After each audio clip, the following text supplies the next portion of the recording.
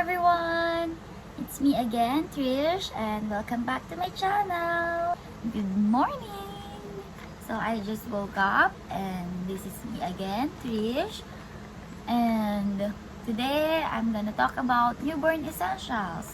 If you want to know kung ano ba talaga yung mga kailangan lang na essentials para sa newborn, watch this video till the end. Kasi yung mga kailangan lang talaga yung nilagay ko dito. Well, for me, disclaimer lang, hindi ko sinasabing ito yung tama. Siguro yung iba, meron silang ibang ways. Pero this is my way. This is the list that I find it effective.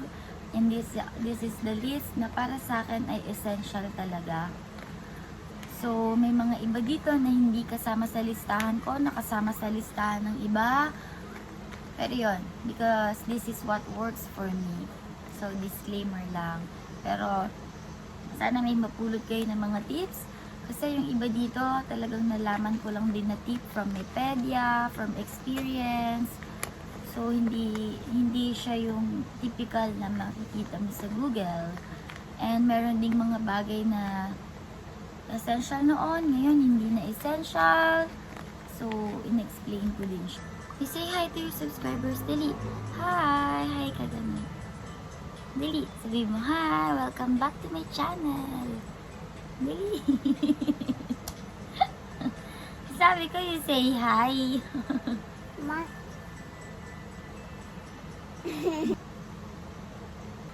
So yan, this is a requested video from one of the comments on my first vlog from Norvi. Hi, Norvi!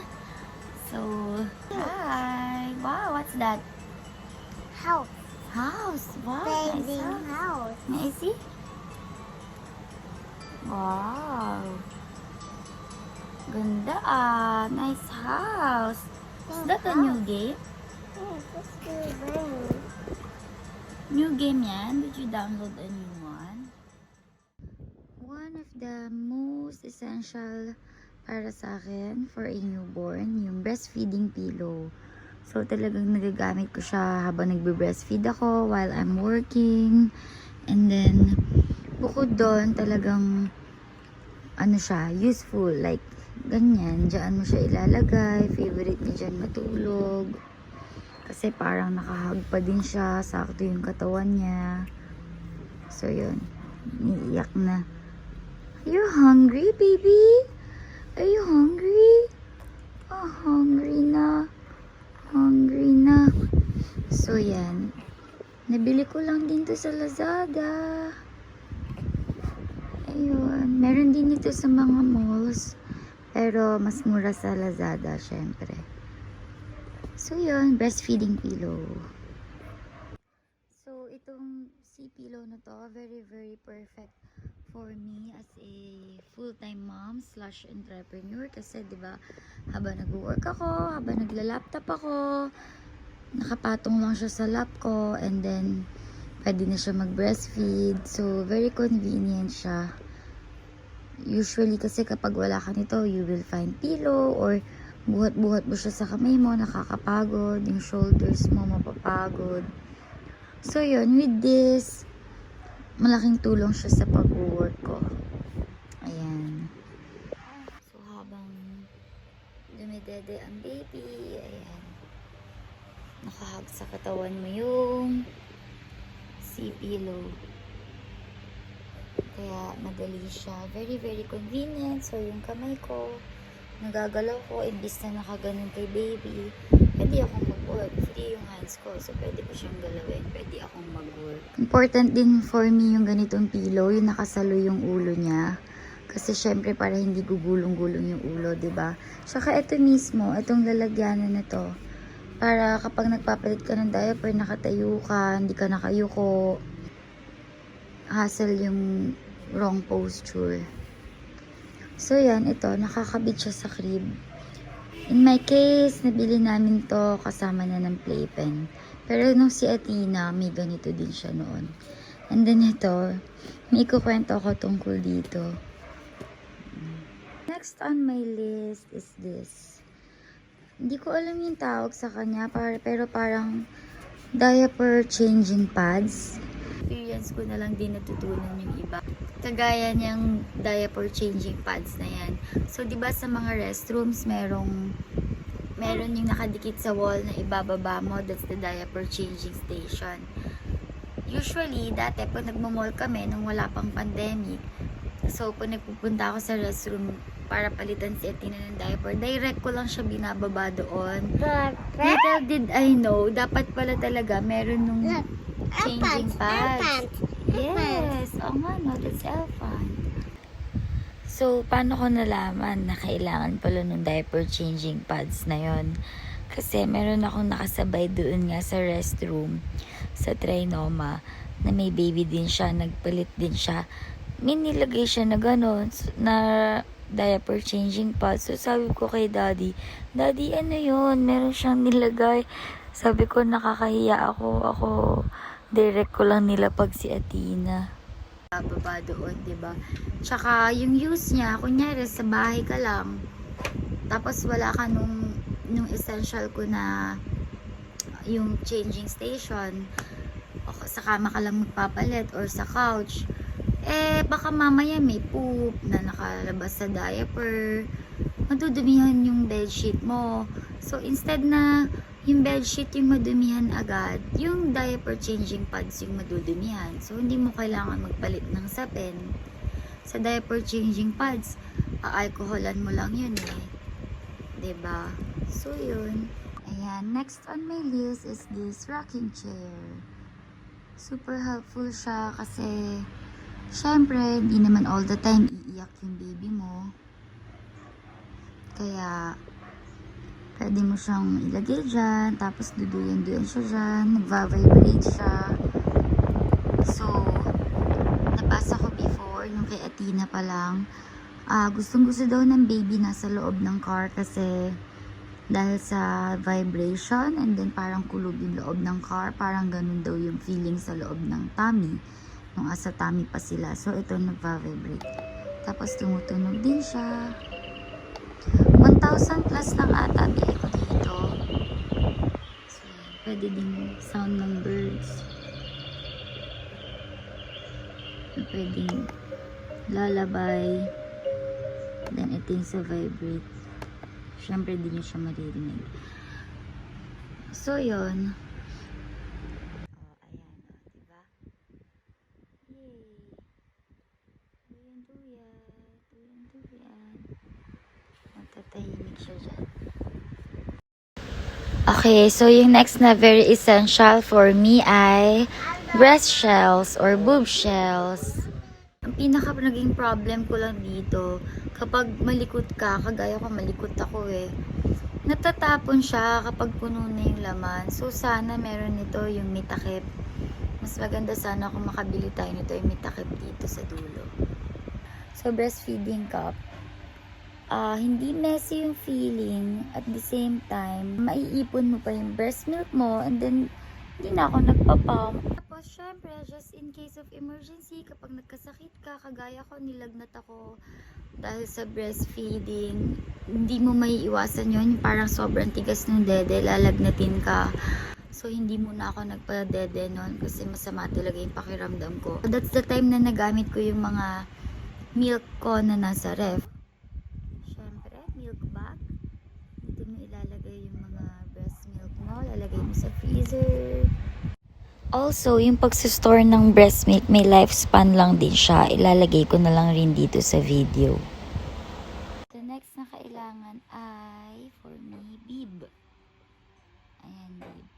Ngayon, nakatanggal lang siya. Pero, lagi ko siyang sinusuot kay baby boy. Kasi, actually, kay Athena din noon. Kasi para hindi masyadong madumihan yung damit. Yung baby, madalas sila maglungab. Kaya, nilalagyan ng bib. All the time naglulungab pag nasusobrahan sa dede. Pag busog na busog, lusog-lusog, lulungab-lungab. Kaya may bib para hindi madumihan yung damit. Meron pang ibang klase ng bib, guys. Ito, cute siya. Ito yung mga bib ni baby boy kapag aalis kami. Yan. ba? Cute din na bib. Hindi siya yung traditional na bib. Kaya bagay siya pang alis. Sa Lazada ko lang din to nabili. Alam mo na, nasa Lazada yan. Ayan. Then, important din ay bonnet. Oh, syempre kapag lalabas, pag kailangan naka-bonnet. Although pag nasa bahay lang naman daw, di naman daw kailangan naka-bonnet. So actually, pwede ko na siyang tanggalin. Pero ayan, dahil ipapakita ko nga siya sa video, may vlog. Ayan, important yung bonnet. So ito yung ni-recommend sa akin ng doctor or ng pedya niya na kay Athena pa lang pala na ganito yung bilhin para madaling mabuksan, para kapag nililinis yung pusod madali kasi detali lang siya. Pero kapag medyo malaki na yung baby, kagaya ni baby boy, wala naman na siyang pusod, hindi na siya advisable. Ayun, hindi naman sa hindi advisable, pero medyo nagkamali nga ako kasi ang dami kong biniling ganyan. Eh, ang bilis naman din natanggal ng pusod ni baby boy. Oo. So, kapag wala ng pusod, medyo hassle siya kasi syempre tatali-tali mo pa. Unlike kung yung sando lang, isang suotan lang, di ba? So, kung bibili kayo ng ganitong t-shirt, konti lang. Siguro pwede na yung 3 or 4. Kasi saglit mo lang siya magagamit. Swaddle, very important rin. Siyempre, yun yung parang pagkapanganak ni baby, hindi pa naman siya sanay sa earth, nasanay siya sa loob ng tiyan, na masikip. Kaya yung swaddle, it will make him or her comfortable. Kasi nakatak siya, nakabalot siya, mahigpit yung balot. So, it will give him or her comfort. Kaya important yung swaddle sa newborn. Yung newborn diaper yung pinaka-important na nasa hospital bag. Mawala na ang lahat, wag lang yun.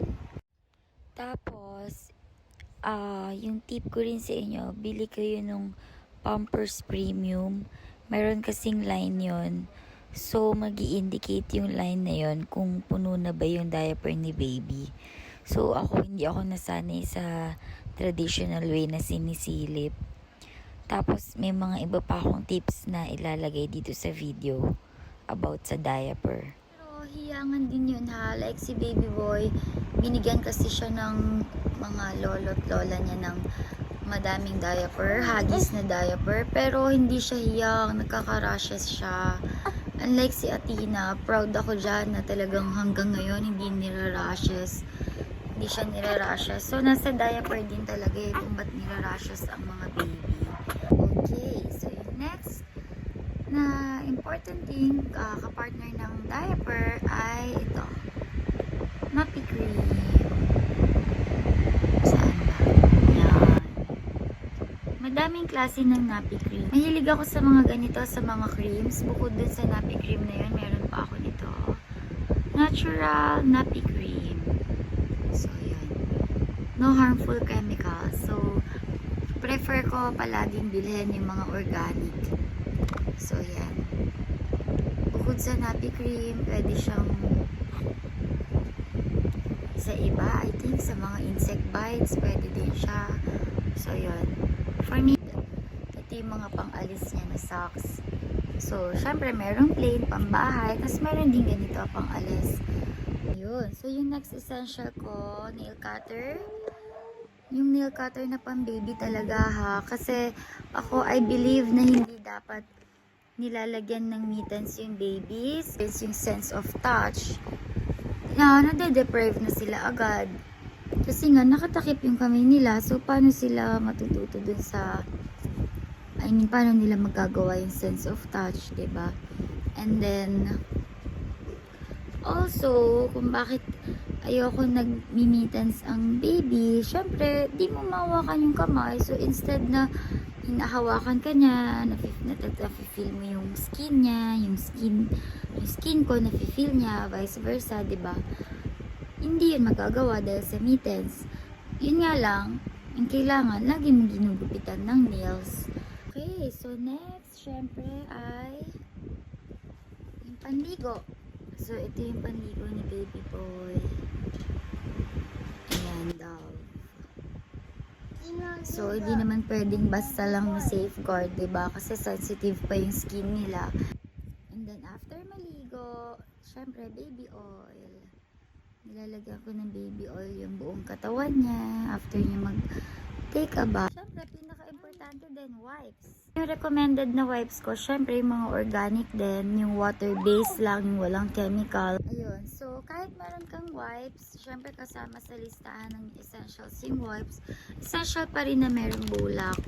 So, yung cotton, in case of emergency na maubusan ka ng wipes, yun, bulak yung gagamitin mo. Konting-konting bulak lang yung nagagamit ko. Enough na siya to wash the baby. To wash the bottom of the baby or yung puwet ng baby. Enough na to wash. Tsaka kung masipag ka na naglalabas ka pa ng tubig, ng water para sa cotton, mas maganda siyang alternative sa wipes. Kasi water lang siya. Walang chemicals. So, kung bibili kayo ng cotton balls na yung bilhin agad. Kasi di na kayo magbibilog, di na kayo kukuha, mahirapan kumuha sa bulak kasi merong bulak yung buo talaga, diba? So yun, bili kayo nito. Kailangan to, pang marami siyang use. Another newborn essential ngayong pandemic ay ito, baby face shield. Syempre, ilalabas mo siya ng hospital. Diba? Lalabas at lalabas kayo ng hallway or ng hospital. Parang hindi naman makakahinga siguro yung baby kung lalagyan mo agad ng mask. So, yun. Shield na lang. Ayan. Ganito yung alcohol namin sa bahay. May pang spray. Syempre, bathtub. Yung nilalagay sa bathtub na parang higaan nila. Hindi din sa akin essential yon. Kasi ayun, I use my hands para paliguan si baby boy instead na dun siya sa upuan na yun nakapatong habang pinapaliguan sa kamay ko. Through that, nafe-feel niya pa din yung skin ko, andyan siya sa akin, hindi siya umiiyak. So kapag pinapaliguan ko siya, hindi siya umiiyak. So yun, bathtub lang naman yung kailangan ko pag pinapaliguan siya. Tapos syempre, bath towel. So yung pang baby na towel, yung may hood. So, yun. Para nako-cover siya agad. Siyempre, malamig after maligo. So, maganda yung pang baby talaga na bath towel. Essential sa bath time, brush, baby brush.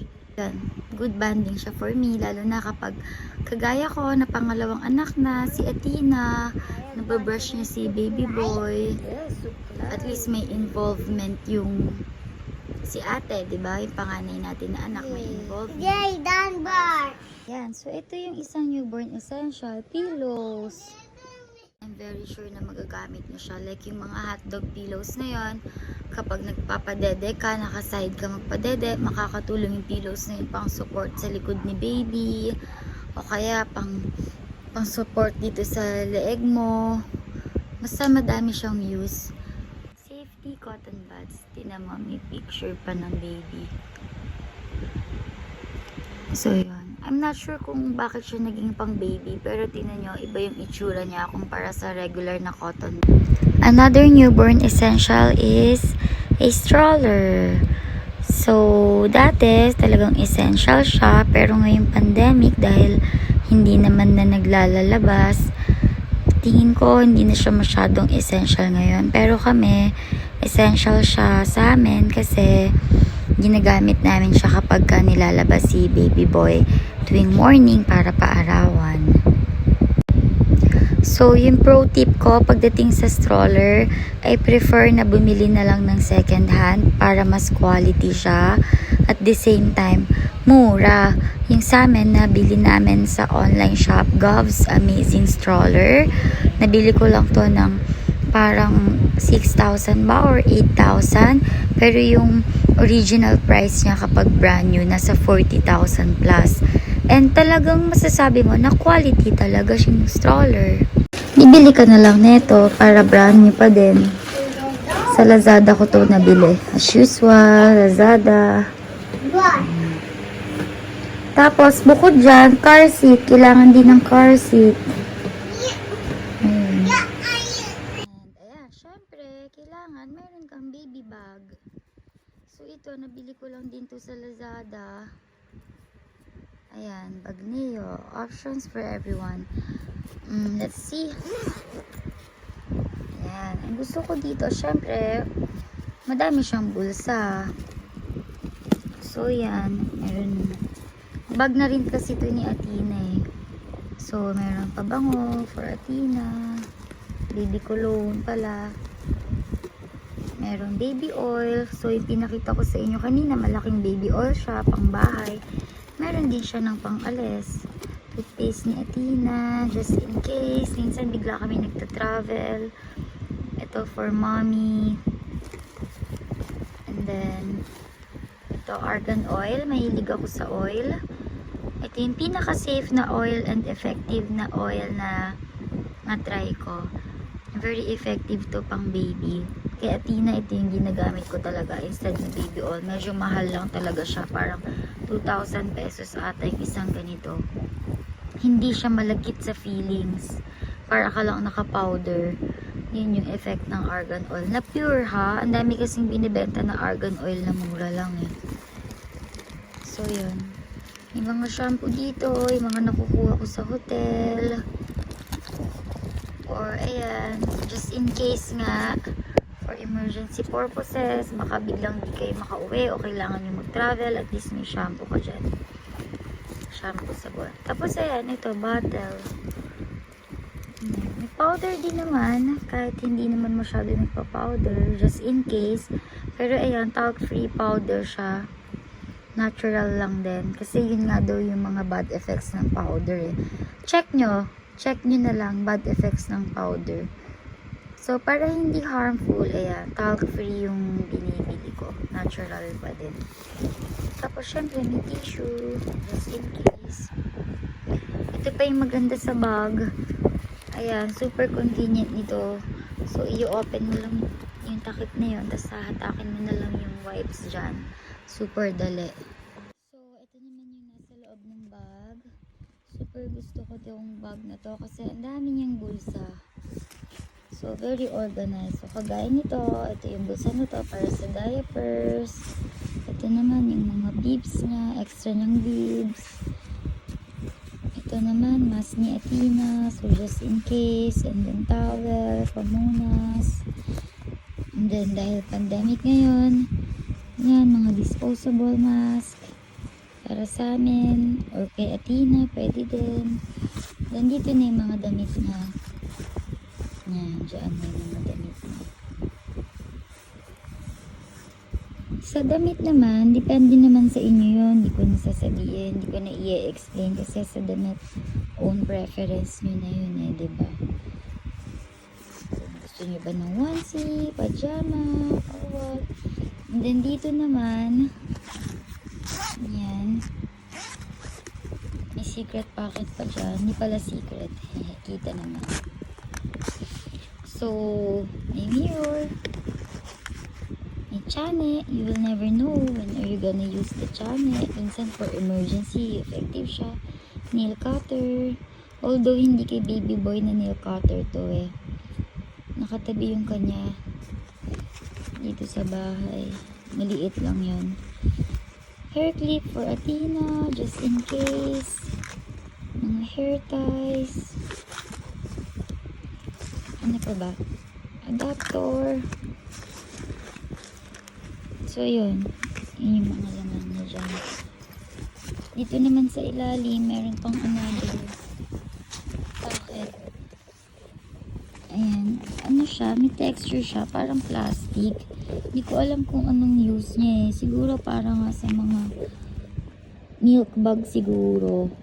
Oo, dito siguro ilalagay yung milk bag para kasi nagmo-moist yun, diba? So, kung kailangan mo siyang baunin, at least hindi mababasa. Kaya ayun, parang waterproof siya, may plastic. So yun, ito yung nakalagay dyan. Yung sikap ko. Ayun. So, ito yung bag ni baby boy. Another essential, yung bag. Ayan. Sa kabilang packet, ayan, meron akong charger. Meron akong plastic just in case kunyari may mga kailangan kang itapon na basura or may mga basang damit ka na kailangan iuwi. And then meron din akong napkin. So kapag bagong panganak ka, nagbi-bleed ka pa eh. In my case, hindi na ako nagbi-bleed ngayon, pero just in case, diba? Dapat may napkin ka dyan. Yun, yung napkin pala kailangan mo siyang dalhin kapag nanganak. So, essential din yun. Hindi ko siya nabanggit kanina. Pero yeah, essential yung napkin. The feature of this bag. Saan ba yun? Itong second dito na zipper. Na-extend siya para siyang nagiging bed. Hindi ko na lang gagawin kasi hindi kaya ng one hand. Pero may laman dito na foam eh. Tatanong ko pa sa yaya kung nasan. Pero yun yung feature niya. Ipopost ko na lang sa video yung picture kung paano. And then yung pinaka-foam niya na nilalagay para maging bed to. Very useful. It's very useful yun mismo para kunyari ilalapag mo si baby. Nag-visit ka kunyari sa lola niya. So itong bag na to, ginagamit talaga to kapag mag-visit nga sa lolo or lola. Kasi ngayon di naman na nakakaalis. So yun nga, kung mag-visit sa lola, yung parang pinaka-foam na sinasabi ko sa inyo, nalalagay siya dun. And then ayan, diba may tag pa. Ayan pala eh. Ayan pala yung details eh. So meron pa ditong ano to, secret packet. Pero so far ngayon walang laman. Siguro lalagyan ko yan ng ballpen. Pwede siguro dyan ballpen or mga petty cash. Tama. Maglalagay ako dito ng emergency money. Lagi kasi ako naglalagay noon sa bag ni Athena. Meron eh. Emergency money just in case. So pwedeng ballpen, emergency money, or mga mommy stuff siguro. Cellphone. Pwede ilagay dyan cellphone. And then ito, hindi ko alam kung para saan siya. So, kayo nang bahala mo mag-isip kung para saan ba siya. Basta yan. I don't know. I'm not sure. I'm not sure. I'm not sure. So, yun. Another newborn essential, yung mga ganitong mga duster na damit, na dress. Ayan, yung merong garter. For me, very, very convenient siya kasi kahit hindi ako mag-bra, nakuhold niya yung breast shell. Yung breast shell na sinabi ko, yung sikap. Or kung hindi naman sikap, towel. Madaling ilagay yung towel, di siya nalalaglag. So yun, very comfortable. Grabe, sobrang laki ng boobs ko ngayon, no? Grabe talaga. I'm so blessed with milk. So sana yung mga tips ko ay makatulong din sa inyo para mas lumami yung milk nyo. So yun, itong dress na to, nabili ko siya sa Shopee. Hindi sa Lazada, sa Shopee naman. Mas mura sa Shopee itong ganitong mga dress. I always, kasi compare saan mas mura. So, yun. Pero mostly sa Lazada ako bumibili kasi meron ako ng Union Bank na credit card na Lazada siya. Kaya nagkakaroon ng points. So, yun. Tapos, what else? So, yun. Ito pala. Ito yung hindi ko nasama i-shoot.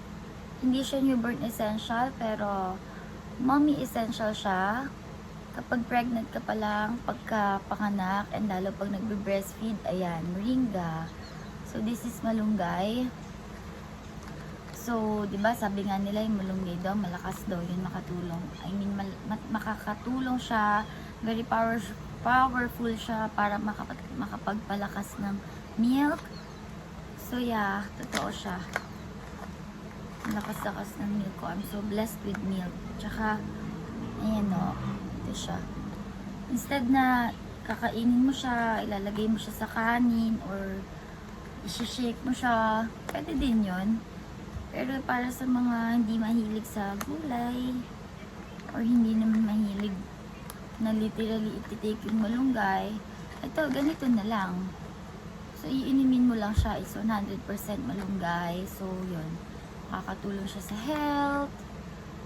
So, kahit hindi pregnant, kahit hindi nagpapa-breastfeed, iniinom ko na to. This is our family business. Ginagawa to ng tatay ko. So, lahat kaming magkakamag-anak, ito yung iniinom.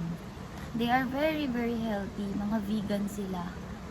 Yung family ko, very healthy. Walang may mga sakit sa amin. Yung lola ko, 80 years old something na. Pero super lakas pa din. Yun, we are very healthy family dahil mahilig sila. Ako kasi hindi ko pa masabi talagang mahilig sa gulay eh. Pero ito sa akin, dahil nga hindi ako mahilig sa gulay, ito yung iniinom ko palagi. Every night, I take 3 capsules a day. Yung 3 capsules sabay-sabay ko yung iniinom sa gabi. Hindi ka naman ma-overdose dito, di ba? Kasi malunggay ito eh. Kahit gaano kadami pa yung inumin mo. So yun, kaya proven naman din na we are healthy. I am healthy. Ito yung source of greens ko. Kaya yun. If you want to buy this, hindi ito nabibili online eh. Talagang pang family lang siya. Pero sige, if you want to buy this, paano ba? Contact me. I will make a way. Magpo-post ako ng link. Malay mo, diba? Sa susunod sumikat tong video ko. Baka marami akong matulungan. Mura lang to.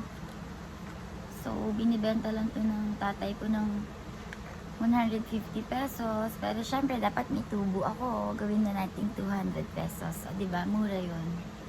It's mura. Kasi kahit mag-search kayo sa Shopee or sa Lazada or sa Marketplace, mahal siya. I mean, hindi siya mura. Mga 300 din. Iba, 500. 60 capsules. So, that's it. That's my list. Please continue watching my vlog. I hope naging helpful tong vlog na to para sa inyo. And, yan. Please comment down below kung meron pa kayong mga gustong mapanood. And we'll make it happen. Let's vlog this. Yung hair mo din, Athena. Nakaharang. Yan. Ang bait naman. No. Bakit? Bakit mo siya binubuhat? Ha? He's sleeping eh. Buhat mo siya? Wow, love naman ni ate. Oh naman. Bakit mo siya binubuhat? Bababa? Sama natin siya sa pagbaba. Yes.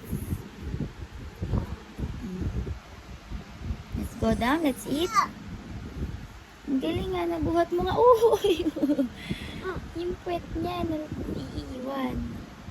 At kapag binuhat mo siya, dito din, oh. Heavy? Ay! Careful.